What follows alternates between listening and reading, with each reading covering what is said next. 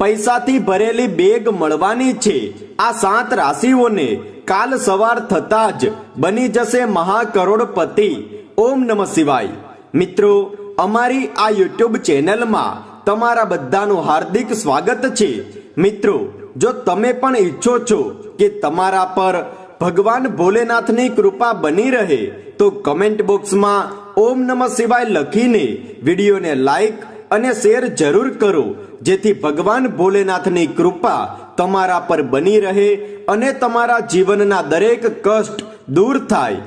મિત્રો, બ્રહ્માંડમાં ગ્રહો નક્ષત્રોની ચાલમાં લગાતાર પરિવર્તન થતા રહે છે, જેના કારણે મનુષ્યનું જીવન પણ સમય અનુસાર પ્રભાવિત થતું રહે છે। જ્યોતિષશાસ્ત્ર અનુસાર જો કોઈ વ્યક્તિની રાશિમાં ગ્રહ નક્ષત્રની સ્થિતિ સારી હોય તો આનો વ્યક્તિના જીવનમાં ખૂબ જ શુભ પ્રભાવ પડે છે, પરંતુ ગ્રહ નક્ષત્રોની સ્થિતિ સારી ન હોવાના કારણે વ્યક્તિને જીવનમાં ઘણા બધા ઉતાર ચઢાવનો સામનો કરવો પડે છે। આ જ કારણે બધા જ લોકોના જીવનમાં રાશિઓનું ખૂબ જ વધારે મહત્વ માનવામાં આવ્યું છે। જ્યોતિષશાસ્ત્ર અનુસાર હવે કેટલીક રાશિઓના સારા દિવસોની શરૂઆત થવાની છે।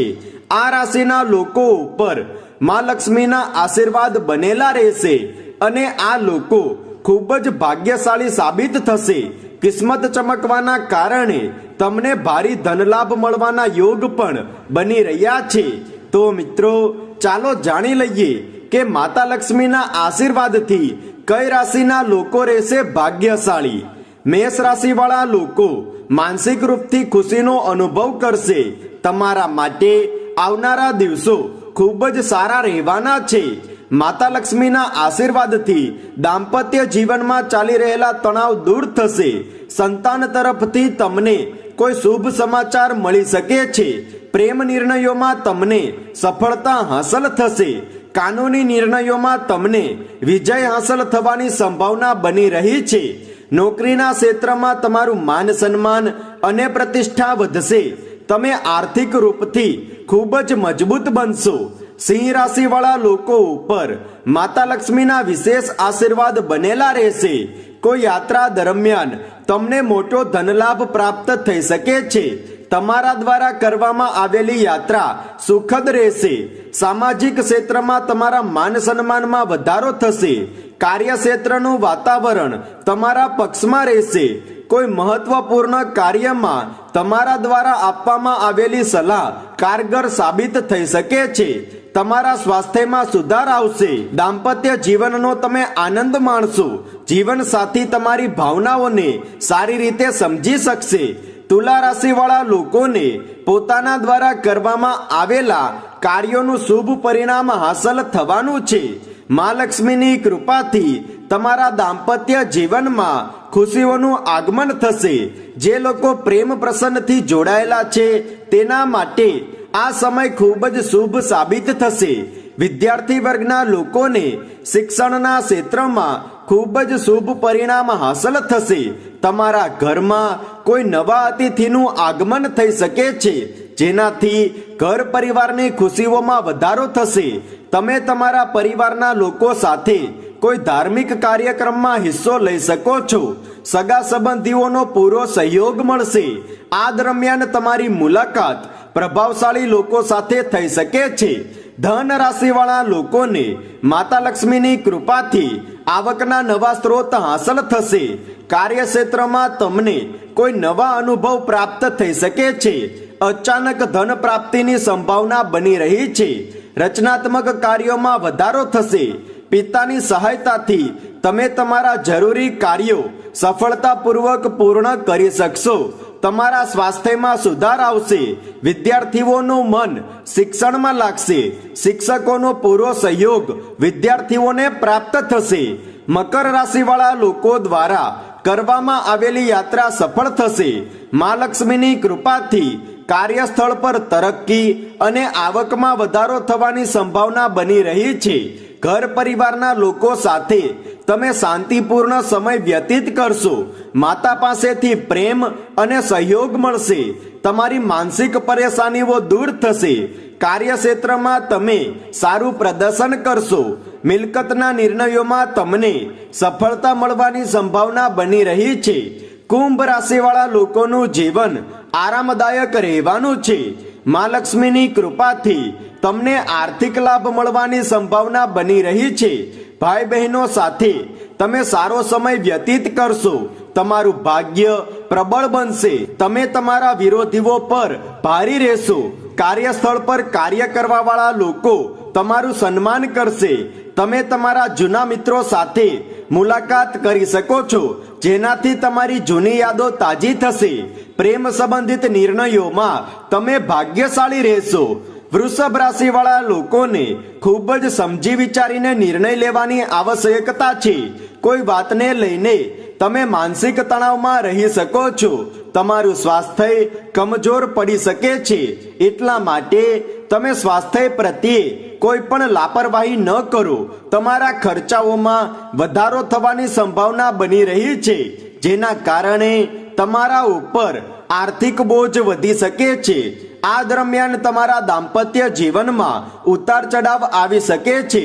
સસુરાલ પક્ષ તરફથી કોઈ વાતને લઈને વિવાદ પણ બની શકે છે. તમે તમારા વિરોધીઓથી સતર્ક રહો. આ લોકો તમારા કામકાજમાં બાધા ઉત્પન્ન કરી શકે છે.